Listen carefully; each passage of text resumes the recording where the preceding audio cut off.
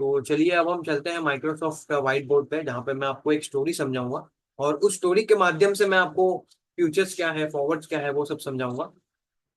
तो यहाँ पे चलिए एक एग्जांपल लेते हैं कि एक गांव में एक किसान है और उस किसान की चावल की खेती है।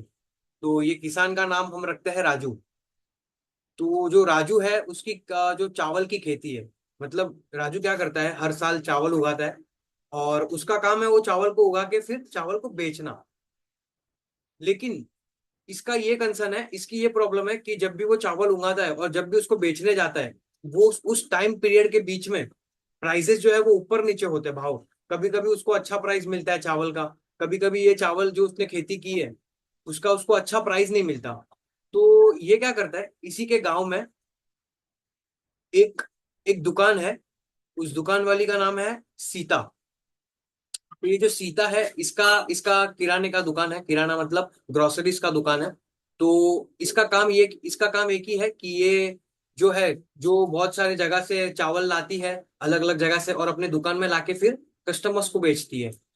तो ये सीता सीता का काम है राइस को बेचना। ठीक है, ये चावल दाल चावल सब बेचती है, लोगों को बेचती है। तो ये राजू क्या करता है, राजू एक दिन सीता के पास जाता है और सीता को जाके मिलता है और बोलता है कि सीता जी, देखिए आप तो, आपका तो दुकान है, ग्रोसरी का दुकान है, तो आपको चावल की जरूरत पड़ती है। तो क्यों ना आप मेरे से चावल का कॉन्ट्रैक्ट एक साइन करिए कि मैं आपको एक महीने बाद चावल जो है वो इस भाव में दूंगा।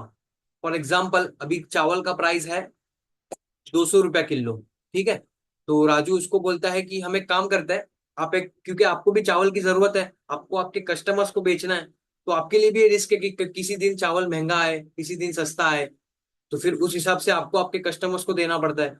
तो क्यों ना हम एक कॉन्ट्रैक्ट साइन करें कि जिसमें हम एक एग्रीमेंट करें कि हम जो है वो चावल का एक कॉन्ट्रैक्ट बनाएंगे कि चावल जो है वो एक महीने बाद मैं आपको इसी भाव में बेचूंगा या आप मेरे से इसी भाव में लोगे। तो सीता बोलती है कि यार हाँ, ये तो एक अच्छी बात है, फेयर डील है।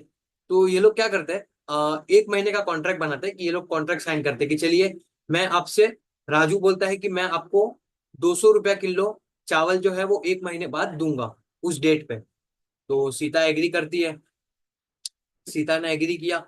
और अभी यहाँ पे क्या हुआ, ये लोग का कॉन्ट्रैक्ट बन गया, राजू ने कॉन्ट्रैक्ट बना दिया। मतलब राजू का किसान किसान जो है उसकी चावल की खेती है, चावल की खेती से वो चावल बना रहा है और वो क्या कर रहा है, एक डेट पे फिक्स कर रहा है सीता के साथ। सीता का काम क्या है, सीता जो है वो ग्रोसरीज, उसकी ग्रोसरी की दुकान है, उसका किराने की दुकान है। तो उसका जो काम है वो किराने का काम है। तो राजू क्या करता है, उसको कॉन्ट्रैक्ट सेल करता है, कॉन्ट्रैक्ट देता है कि चलिए अभी हम एक कॉन्ट्रैक्ट एग्रीमेंट में आ गए, अभी एक महीने बाद आप मेरे से 200 रुपया किलो चावल लेके जाओगे। अभी हमने ये कॉन्ट्रैक्ट साइन कर लिया। तो अभी होता क्या है, एक महीने बाद, अभी जैसे मैंने बताया कि ये किसान है, ये किसान है और ये जो है वो दुकान वाली है।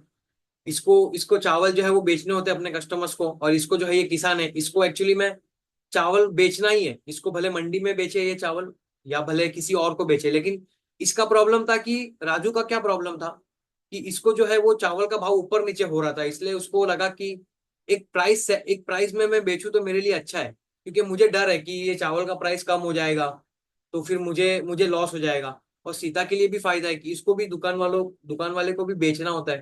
तो ये भी सोचती है कि चलिए मेरे को चावल ये भाव में मिल जाएगा। तो एक मेरे back of the mind set है।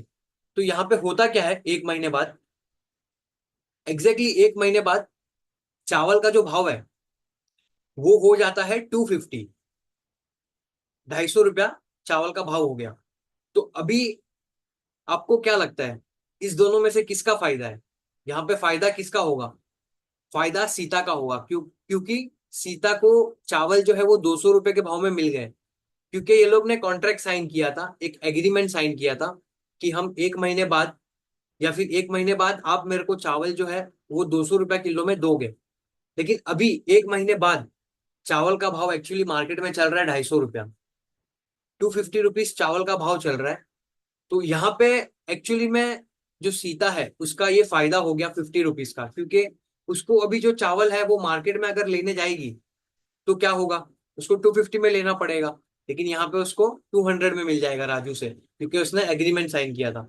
और नुकसान राजू का है, क्योंकि राजू ने सोचा था कि मुझे चावल का भाव एक्चुअली ऊपर नीचे हो, नीचे जाए, इसका इसका मुझे डर था। तो लेकिन राजू का भी यहाँ पे एक्चुअली लॉस तो है, लेकिन उसको एक ये फिक्स टर्म पे मिल गया कि राजू को उसका 200 रुपए का भाव में इसको चावल देना पड़ेगा। तो यहाँ पे इसका उल्टा भी हो सकता था। इसका उल्टा क्या हो सकता था कि एक महीने बाद ये लोग ने एग्रीमेंट किया था चावल का, हो सकता था 150 रुपए में चावल एक महीने बाद मार्केट में मिलते हैं। मार्केट में चावल 150 में मार्केट में मिलते हैं।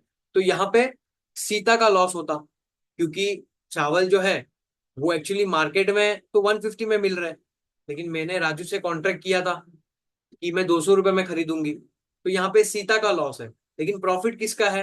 राजू का। क्योंकि राजू ने जो चावल जो है वो 200 रुपया भाव में बेचने को कॉन्ट्रैक्ट साइन किया था।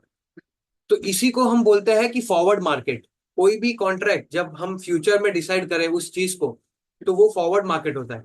लेकिन फॉरवर्ड मार्केट में रिस्क क्या है वो मैं आपको समझाऊंगा, और यहाँ पे प्रॉब्लम्स क्या हो सकती है वो मैं आपको समझाऊंगा। कि यहाँ पे समझिए कि एक महीने बाद, अभी समझिए 200 250 रुपए का भाव हो गया चावल का, तो आपको क्या लगता है सीता के लिए फायदा है? तो हो सकता है राजू ये चावल दे ही ना, सीता को ये चावल बेचे ही नहीं, और बोल दे सीता सीता जब उसके पास लेने आए चावल, तो राजू बोले कि नहीं नहीं मेरे पास तो चावल नहीं है, खत्म हो गया।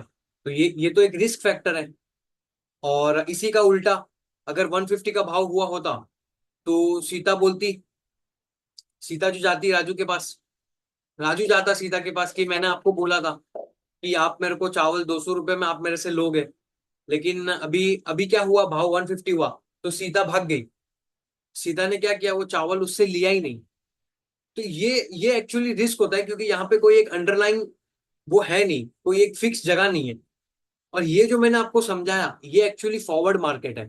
कि ऐसा कोई मार्केट जहां पे कोई एक चीज, कोई भी प्रोडक्ट, इसका हम वैल्यू पहले से डिफाइन करें, एक महीने बाद या 3 महीने बाद जो भी हम डिसाइड करेंगे, वो हम इसको बोलते हैं फॉरवर्ड मार्केट। तो यहाँ पे देखो, ये एक्चुअली फॉरवर्ड मार्केट है। तो फ्यूचर्स मार्केट क्या है? फ्यूचर्स मार्केट इसी का एक अपडेटेड वर्जन है। इसमें जो भी ये रिस्क है, ये एक्चुअली बहुत सारी रिस्क है कि हो सकता है राजू आए ना, हो सकता है सीता नहीं आए। यहाँ पे फिजिकल अगर किसी को लेना है तो इतनी लिक्विडिटी होगी नहीं। तो यहाँ पे कोई एक मिडल मैन है नहीं, मतलब कोई एक एग्रीमेंट जो मेन एक बोलते कि एक वो मेन आदमी है नहीं यहाँ पे, जिसकी वजह से ये सब काम एक्चुअली में नहीं भी हो सकता।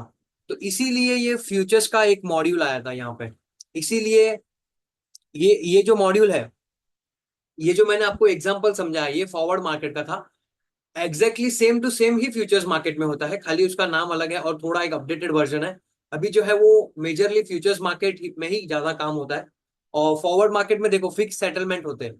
मतलब कि जो भी सेटलमेंट होगा, अभी एक महीने बाद मैंने आपको समझाया, राजू राजू का एग्जांपल दिया था।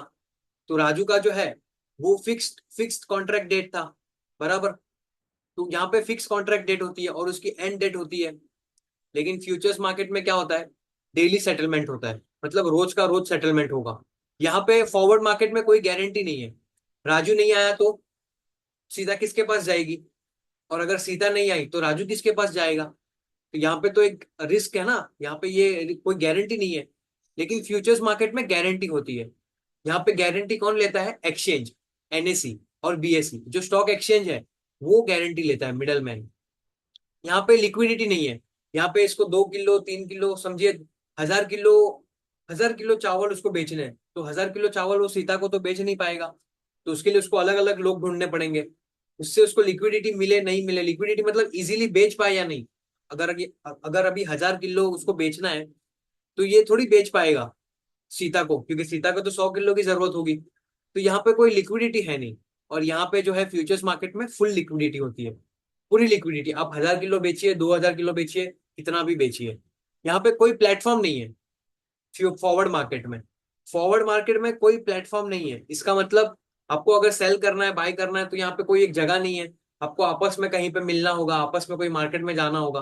लेकिन जो फ्यूचर्स मार्केट है उसमें एक ट्रेडिंग प्लेटफॉर्म होता है, जो एक्सचेंज है जो ये गारंटी देता है दोनों का। वहां पे एक ट्रेडिंग प्लेटफॉर्म बनाया उन्होंने कि आप बायर्स और सेलर्स यहाँ पे मिलिए और आपका जो भी कॉन्ट्रैक्ट है वो साइन करिए, customise by buyer and seller. यहाँ पे क्या है कि जो भी टर्म्स एंड कंडीशंस है, जो भी वैल्यूज है, या जो भी उसका डिलीवरी का साइज है, एंड डेट है, ये सब ये लोग डिसाइड करते हैं, बायर और सेलर आपस में मिलके कहीं पे। लेकिन फ्यूचर्स मार्केट में क्या होता है, ये स्टैंडर्डाइज होता है। ये स्टैंडर्डाइज होने का मतलब ये पूरा ऑलरेडी प्री डिफाइंड है एक्सचेंजेस से। वहां पे आपकी डिलीवरी फिक्स होगी कि उस दिन पे डिलीवरी होगी, और जो लॉट साइज है वो फिक्स होगा। जहाँ पे लॉट साइज, जैसे ये 1000 किलो था तो यहाँ पे कोई लॉट साइज होगा। जो डेट है वो फिक्स होगी। तो यही बेसिकली, ये इसीलिए बेसिकली ये फ्यूचर्स मार्केट आया गया है, या फिर ज्यादा अभी चल रहा है। तो एक फॉरवर्ड मार्केट का ही एक अपडेट है फ्यूचर्स मार्केट।